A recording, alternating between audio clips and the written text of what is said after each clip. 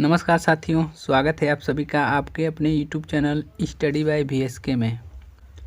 तो देखिए, अब हमारा एग्ज़ाम बहुत नज़दीक आ चुका है। तो जल्दी जल्दी क्या करते हैं, विद्युत धारा से जो ऑब्जेक्टिव प्रश्न बनने वाला है उसको एक नज़र देख लेते हैं।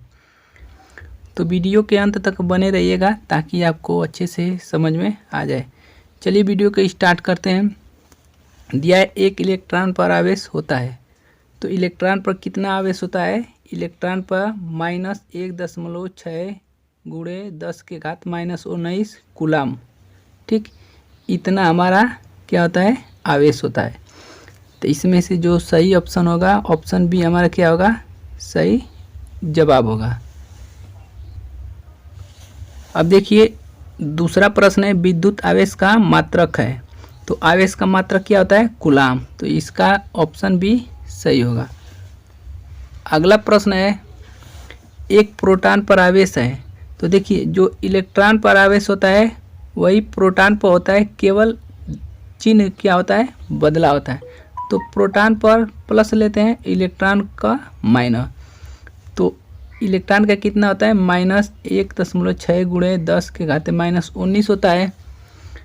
तो इस प्रोटॉन में क्या लेंगे? प्लस लेंगे, इस माइनस के जगह पे प्लस। तो प्लस 1.6 गुणे 10⁻⁻19 कूलम, अर्थात ऑप्शन डी क्या होगा? राइट आंसर होगा। अगला प्रश्न है, किसी चालक तार में विद्युत धारा का प्रवाह होता है। तो देखिए, तार में विद्युत धारा का प्रवाह किसके कारण होता है? तो मुक्त इलेक्ट्रॉन के कारण। तो ऑप्शन ए क्या है? हमारा सही जवाब है। नेक्स्ट प्रश्न है, धारा के परिमाण का मात्रक है। कुल मिलाकर कह रहा है कि धारा को किस में मापा जाता है, उसका मात्रक क्या होता है? तो एम्पियर। देखिए, एक प्रश्न छूट गया था, विद्युत धारा का एसआई मात्रक क्या होता है? ये वाला प्रश्न और ये वाला प्रश्न दोनों सेम प्रश्न है। तो विद्युत धारा का एसआई मात्रक क्या हो जाएगा? एम्पियर। ऑप्शन बी हमारा राइट हो जाएगा। अगला प्रश्न दिया है, एम्पियर सेकेंड किसका मात्रक है? तो देखिए, हम लोग जानते हैं कि Q बराबर क्या होता है? I into T. तो I को क्या लिखते हैं? एम्पियर, इंटू टी को सेकेंड। तो एम्पियर सेकेंड किसका मात्रक हो जाएगा? Q का। Q अर्थात आवेश का। तो ये हो जाएगा आवेश का। ऑप्शन सी हमारा राइट आंसर हो जाएगा। अगला प्रश्न है, 1.0 माइक्रो एम्पियर की विद्युत धारा का मान होगा। करें कि 1.0 माइक्रो एम्पियर। तो यहाँ 1 माइक्रो एम्पियर का लिख सकते हैं 10⁻⁶ एम्पियर। ठीक, तो हमारा सही जवाब हो जाएगा ऑप्शन सी 10⁻⁶ एम्पियर। अगला प्रश्न है, एक विद्युत चालक में 1 एम्पियर की विद्युत धारा बह रही है। इसमें प्रति सेकंड बहने वाले इलेक्ट्रॉनों की संख्या होगी। कह रहा है कि जो धारा प्रवाहित हो रहा है वो कितना है? 1 एम्पियर। ठीक, और इसमें प्रति सेकंड अर्थात टी बराबर क्या दिया है? 1 सेकंड बहने वाली इलेक्ट्रॉनों की संख्या अर्थात एन का मान पूछ रहा है। तो हम जानते हैं कि Q बराबर आई टी। ठीक, तो आई टी बराबर एन ई, आई टी बराबर एन ई होता है। तो आई का मान 1 हो गया, टी का मान 1, और इसको बटा में भेदेंगे तो n बराबर 1/e। अब देखिए, e का मान होता है 1.6 गुणे 10⁻⁻19। ये ऊपर चला जाएगा तो 1/1.6 और गुणे 10 के पावर प्लस हो जाएगा 19। ठीक, इलेक्ट्रॉन। अब इसको जब भाग देंगे इसमें तो आ जाएगा हमारा कितना आ जाएगा? 0.625 गुणे 10 के पावर 19। तो एक इसमें से दे देंगे तो ये 6.25 गुणे 10 के पावर 18 हो जाएगा इलेक्ट्रॉन। तो इतना इलेक्ट्रॉन 1 सेकंड में प्रवाहित होगा। तो ऑप्शन सी क्या है? हमारा सही जवाब है। अब देखिए, कह रहे एक तार में प्रति सेकंड 10 इलेक्ट्रॉनों का आवेश प्रवाहित हो रहा है। तो इस तार में प्रवाहित धारा का मान होगा। कह रहा है कि 1 सेकंड अर्थात 1 सेकंड में कितना इलेक्ट्रॉन? n बराबर 10 इलेक्ट्रॉन। तो धारा का मान पूछ रहा है, तो हम जानते हैं कि आई टी बराबर एन ई। तो आई का मान निकालेंगे, यदि आई का तो बटा में क्या आ जाएगा टी।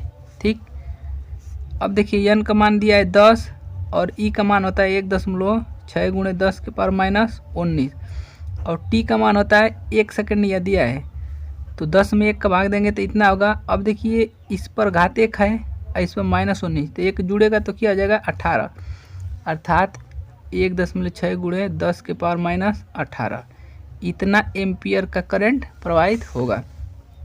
तो हमारा सही जवाब ऑप्शन डी क्या आ जाएगा, सही होगा।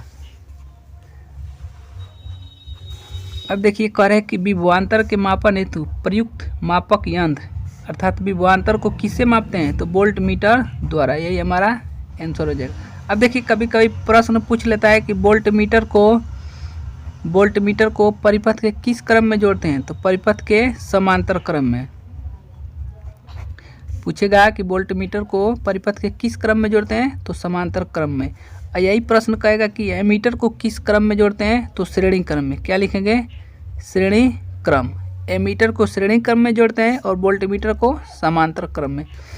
एमीटर धारा नापता है और वोल्टमीटर विभव, ठीक, विभवांतर। देखिए अगला प्रश्न कर रहा है ओम का नियम सत्य है, तो ओम का नियम किस पर लागू होता है, धातु पर, अधातु पर या मिश्र धातु पर। तो किस पर लागू होता है, धातु, केवल धात्विक चालक पर। तो इसमें से ऑप्शन केवल धात्विक चालकों के लिए, तो हमारा ऑप्शन क्या हो जाएगा, ऑप्शन ए क्या हो जाएगा, सही होगा। अगला प्रश्न कर रहा है कि ओम के नियम के अनुसार धारा आई, विभवांतर भी और प्रतिरोध आर में अभिष्ट संबंध है। तो ओम के नियम में क्या होता है, भी बराबर आई आर, यही होता है। तो इसमें से ऑप्शन क्या होगा, अब देखिए यहाँ पे ये वाला नहीं दिया है, इसका मतलब आई बराबर क्या होगा, भी बटा में आर, तो भी बटा में आर, ऑप्शन डी, यही हमारा सही उत्तर होगा। अब देखिए अगला प्रश्न कर रहा है किसी तार की लंबाई उसकी प्रारंभिक लंबाई की 3 गुना करने पर उसका प्रतिरोध हो जाएगा। तो देखिए कह रहा है कि कोई तार है, मान लीजिए कि ये तार है, इसको 3 गुना करना है, खींचना नहीं है, इसका 3 गुना माप लेना है। तो 3 गुना माप लेंगे तो आर डायरेक्टली प्रोपोर्शनल होता है यल के, अर्थात यल बढ़ेगा तो आर भी क्या होगा, बढ़ेगा। अगर खींचने वाली बात करता तो वो अलग हो जाता है, यहाँ पे केवल बढ़ा रहा है उसको, यानी दूसरा तार ले रहा है उसी पदार्थ का। तो कितना हो जाएगा, 3 गुना कर रहा है तो हमारा आर भी क्या हो जाएगा, 3 गुना हो जाएगा, प्रतिरोध भी कितना हो जाएगा, 3 गुना। तो इसका ऑप्शन क्या हो जाएगा, ऑप्शन बी, 3 गुना। अब देखिए अगला प्रश्न है, जबरदस्त प्रश्न है। देखिए कह रहा है कि ओम के नियम का पालन करने वाले धात्विक चालक निम्न में से किस ग्राफ का अनुसरण करते हैं। अब देखे होंगे आप, जब ओम के नियम पढ़े होंगे तो उसमें जो हमारा ग्राफ होता है कैसा होता है, लीनियर, रेखीय होता है, ठीक, रेखीय इस टाइप का होता है। तो इन चारों में से कौन है, ऑप्शन सी, ऑप्शन क्या है, सी, लीनियर। इसको क्या कहते हैं, लीनियर। आई और भी के मध्य जो ग्राफ होता है क्या होता है, रेखीय होता है। क्या होता है, रेखीय, एक सरल रेखा में होता है। अब देखिए अगला प्रश्न कर रहा है प्रतिरोध का मात्रक होता है, प्रतिरोध जो आर होता है इसका मात्रक क्या आता है, ओम। क्या होता है, ओम। तो इसमें से जो हमारा सही ऑप्शन होगा, ऑप्शन ए, ओम। अगला प्रश्न कर रहा है कि 1.5 ओम प्रतिरोध के तार में 1.5 एम्पियर धारा प्रवाहित करने पर तार के सिरों के बीच विभवांतर होता है। तो देखिए भी बराबर क्या होता है, आई इंटू आर। अब आई का मान दिया है कितना, 1.5 एम्पियर, 1.5 गुणे आर का भी कितना दिया है, 1.5, अर्थात 1.5 का वर्ग।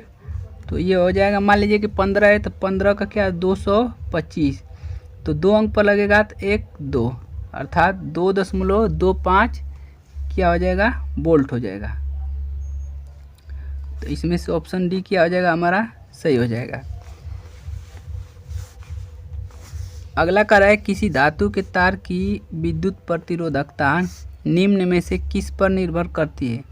और देखिए विद्युत प्रतिरोधकता है, अर्थात रो है, ये आर नहीं है, क्या है, रो।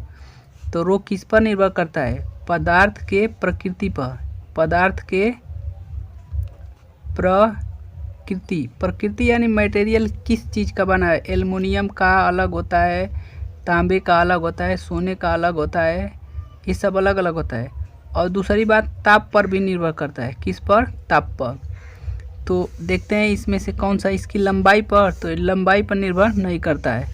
इनके अनुप्रस्थ काट के क्षेत्रफल पर, इस पर भी नहीं करता है। इसके पदार्थ की प्रकृति पर, तो ये सही है, ऑप्शन सी क्या है हमारा सही है। इसके पदार्थ की प्रकृति पर निर्भर करता है। कौन? विद्युत प्रतिरोधकता, रजिस्टिविटी, इसको इंग्लिश में क्या कहते हैं? रजिस्टिविटी। अगला प्रश्न कह रहा है यदि 5 प्रतिरोध जिनके मान अर्थात प्रत्येक का मान कितना है? 1/5 ओम है, श्रेणी क्रम में संयोजित है, उनके द्वारा प्राप्त हो सकने वाला अधिकतम प्रतिरोध है। तो देखिए श्रेणी क्रम में तुल्य प्रतिरोध R इक्विवेलेंट कितना होता है? R1 plus R2 plus R3 data. ठीक, तो 5 प्रतिरोध है और पाँचों का 1/5 है, तो 1/5 धन 1/5 प्लस 1/5 प्लस 1/5 प्लस 1/5, 5 हो गया। अब एलसीएम 5 हो जाएगा और 1 2 3 4 5, 5 में 5 से भाग देंगे तो कितना आ जाएगा? 1 आ जाएगा। तो हमारा सही जवाब हो जाएगा ऑप्शन डी, 1 ओम। अब देखिए अगला प्रश्न कर रहा है R1 व R2 दो प्रतिरोध तार समांतर क्रम में जुड़े गए हैं, इनका तुल्य प्रतिरोध होगा। ठीक, तो समांतर क्रम में जो तुल्य प्रतिरोध होता है 1/R बराबर 1/R1 प्लस 1/R2।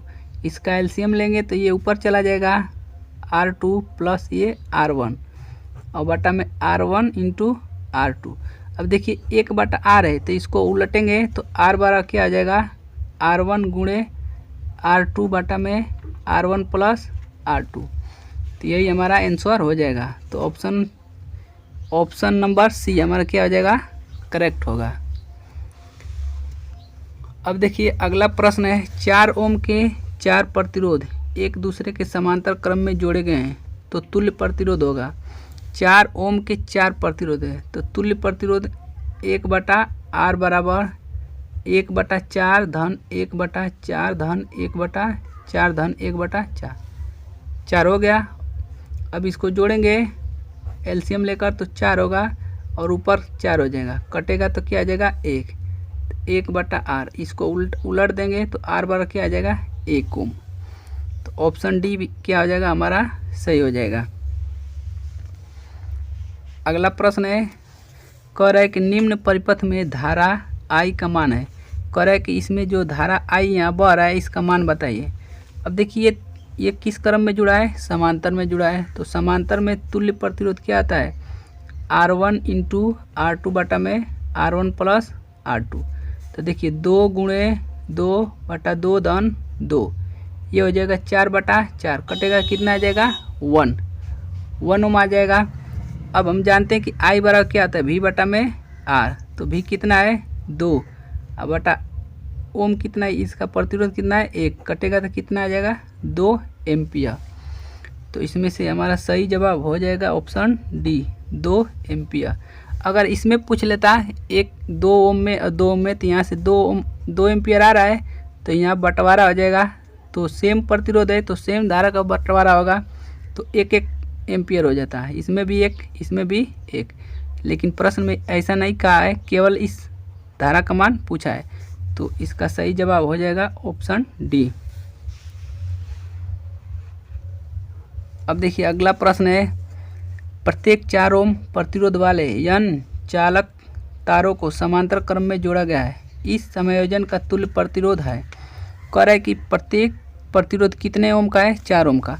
तो तुल्य प्रतिरोध 1/R बराबर होता है 1/4 धन 1/4 धन 1/4, कितना है? N है।